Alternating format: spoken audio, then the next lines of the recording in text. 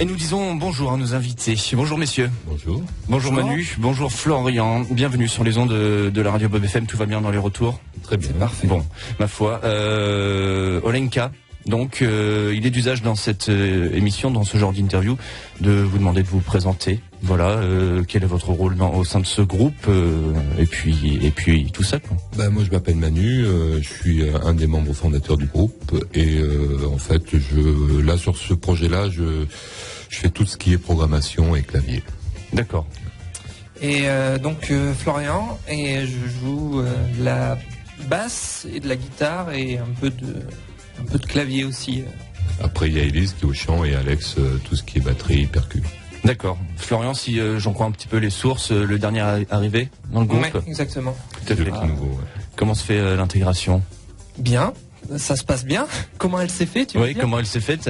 On se connaissait avec Manu d'un précédent projet et quand ils ont voulu travailler sur un nouvel album, parce que ça faisait combien?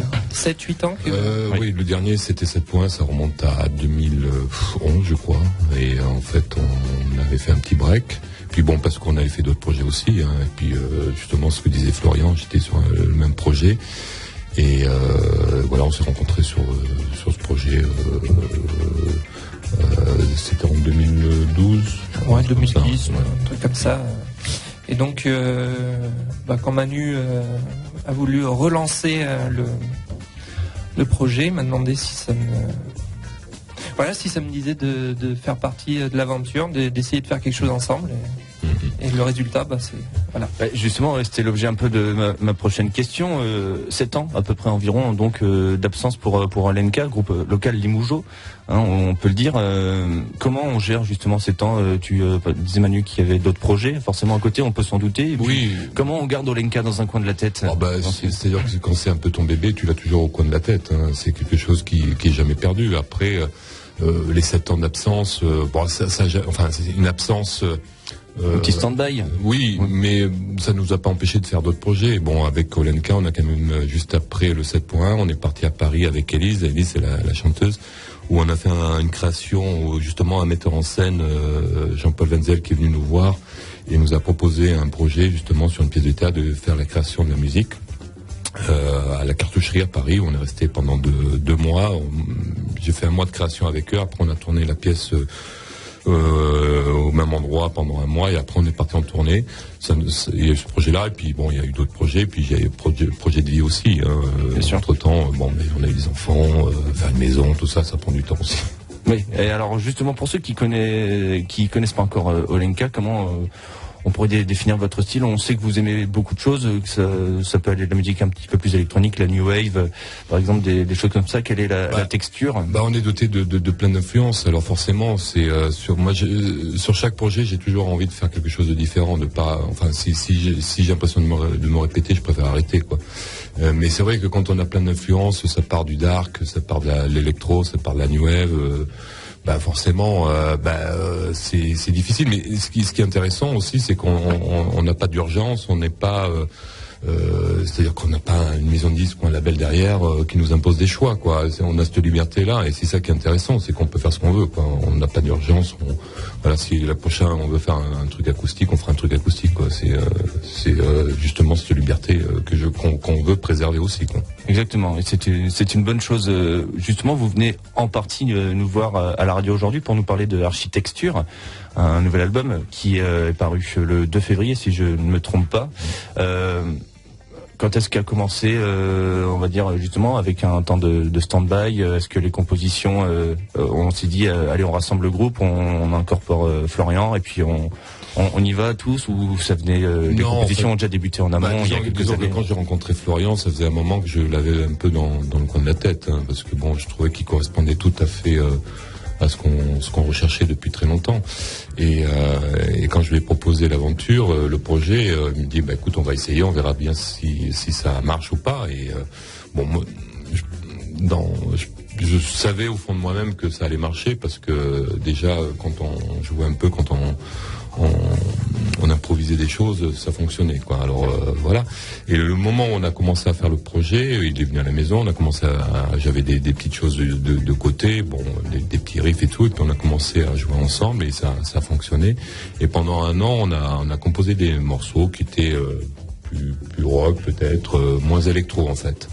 Et au moment on allait rentrer en studio, peut-être un mois et demi avant, on s'est rendu compte que c'était pas ce qu'on voulait dire. Et on a tout recommencé, quoi. On a préféré repousser la date de l'enregistrement, tout recommencer pour être sûr que quand on rentrerait en studio, qu'on ferait vraiment les bons choix, quoi. Oui, mais justement, quand on regarde un petit peu, quand on écoute, on a l'impression que c'est un tout petit peu plus pop, un peu plus aéré, un petit peu plus dansant, peut-être que ce que vous faisiez auparavant. Oui, mais en fait, ça, c'était des choses qu'on avait déjà commencé à faire déjà sur le 7.1.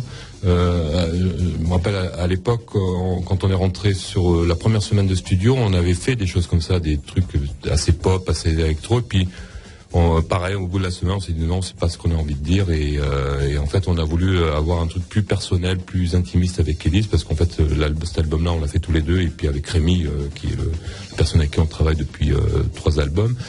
Mais en fait, je pense qu'on n'était pas prêt pour ce genre d'aventure. On a préféré attendre. Et le 7.1, ça nous a permis aussi de nous libérer de beaucoup de choses parce que c'était quelque chose de très personnel.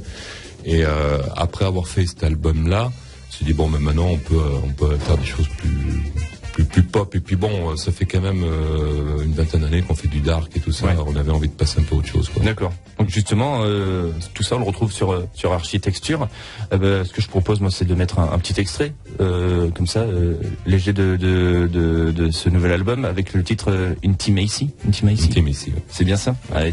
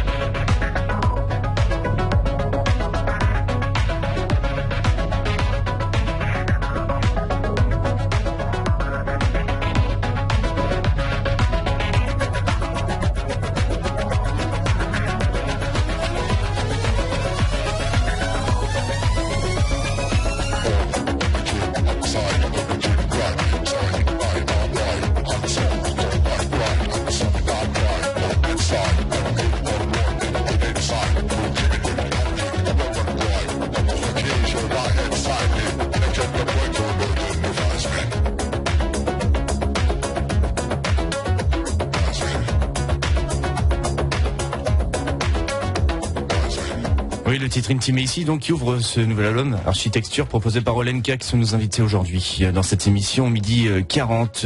Justement, alors, l'histoire de cet album, tu as glissé l'idée qu'il n'y avait pas de production, de maison de disque derrière, c'est une autoprod? Oui, c'est une autoprod, même depuis même 7 points, en fait, depuis le début, on fait de l'autoprod. Après, on a eu une signature sur le premier album, Silent Ozzy, avait été signé en Suède par Colmit Industries.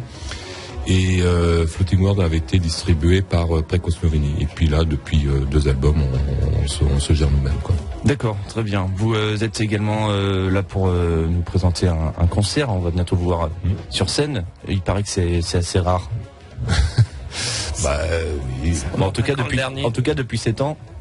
Oui, on a fait des petites choses. Entre-temps, on a fait des petits concerts, mais bon, très intimistes aussi. Bon, on aime bien l'intimité dans Olenka. On avait fait un concert on fait des petites choses des fois dans des églises, des chapelles, voilà. Mais c'est vrai que des concerts comme on va faire samedi prochain, oui, ça fait un moment. Oui, samedi prochain, John Lennon. Ouais. On retrouve d'ailleurs quelqu'un qui travaille souvent avec vous. Oui, Rémi Pliski sur De Mlada Fonta, ouais. D'accord. Donc lui va vous accompagner sur scène pour ce concert, mais je veux dire dans la production dans l'affiche, on va dire. Oui, l'affiche. Oui. C'est lui la tête d'affiche de toute façon. D'accord. Et comme ça, et en fait, j'ai aussi appris qu'il travaillait souvent avec vous. Ah ben, ça fait 3 albums ça fait 10 ans qu'on travaille ensemble. Oui, on est bien. Oui, ça va. Donc oui, il y a du passé. En effet, une affiche qui sera complétée par Reznik. Oui. C'est bien ça, donc musique plus électronique. Ouais, plus indus, ouais. Plus il vient de Poitiers, je crois. Poitiers, ouais, Poitiers. D'accord. Donc ce concert est proposé. Je n'ai pas l'information. C'est vous directement qui. En fait, c'est une coprod avec nous et puis le label de Mlada Fronta et de Resnik, M-Tronic. D'accord. Vous appréhendez pas le retour sur scène là, ou c'est plutôt impatient? Non, enfin moi personnellement, je suis impatient, parce que 7 ans, ça fait long. Et puis, tu sais, quand tu passes autant de temps à travailler les morceaux, les faire, les défaire, les refaire, les enregistrer, les mixer, à un moment donné, t'as envie de les jouer, quoi. Ouais, et comment le travail avec Rémi se fait justement sur ces productions? Comment il vous a aidé? Il apporte qu'est-ce qu'il vous apporte? Alors c'est vrai que Rémi depuis le début, ça a été quelqu'un, sur le premier, sur Floating World et 7 points, il a été un peu une béquille pour nous, parce que c'est vrai que il corrigeait un peu nos maladresses, nos imperfections, et il arrivait quand même à donner de la rondeur à tout ça. Sur ce projet-là, justement, on avait tellement travaillé avec Flo sur l'écriture des morceaux, sur les arrangements, qu'en fait, quand on est rentré en studio avec lui, tout était écrit quasiment, quoi. Oui. Enfin, il y avait 98%. tout était écrit, était. Alors que par exemple sur 7.1, on a laissé beaucoup de part d'improvisation, c'est-à-dire qu'on faisait les choses sur le moment. Alors que là, on a vraiment travaillé pendant un an. Essentiellement, l'écriture de l'album, c'est essentiellement Flo et moi qui avons écrit. Bon, à part les textes, bien sûr, ça c'est le domaine de Élise et des lignes de chant.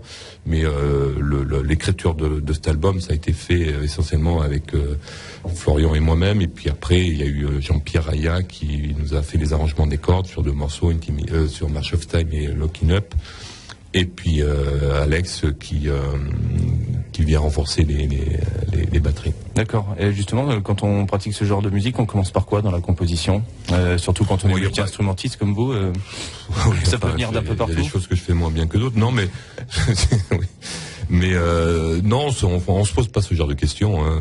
En fait, on fait les choses quand ça nous paraît bien, que ça sonne bien, on y va. Et puis quand des fois ça nous paraît bien sur le moment, on dit ouais c'est génial. Et puis le lendemain on écoute, on dit c'est pourri. Ça commence avec des claviers, des lignes de basse. Ça dépend. Oui, ça peut commencer avec un son de clavier. Des fois je passe des nuits entières sur un seul son, essayer de trouver une texture. Parce que pour moi c'est pour ça que le choix du titre, les textures sont hyper importantes dans nos projets, quoi.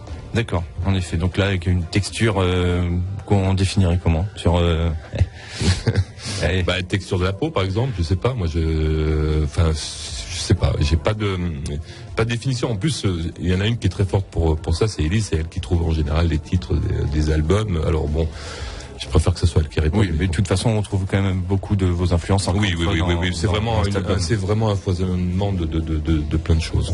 Ok. Mais effectivement, pour revenir, ça commence souvent avec juste un son, une idée, une rythmique, ou on part de là et on brode et on défait beaucoup. Ouais. Mais pour moi, ce qui est très important, je tiens vraiment à le souligner sur ce projet, c'est que le travail avec Florian pour moi a été vraiment important, parce qu'il a vraiment il y a eu une interaction il y a des moments qui a sauvé les morceaux, parce qu'il y a des moments je tournais en rond et j'y arrivais pas, et puis il arrivait, j'ai essayé un truc et puis tout de suite ça passait un truc et on rebondit, et la richesse de cet album c'est ça, c'est vraiment l'interaction qu'il y a eu entre nous deux, quoi. D'accord, au niveau de la compo, des départs et tout, tout à fait, très intéressant quand on incorpore un nouveau membre.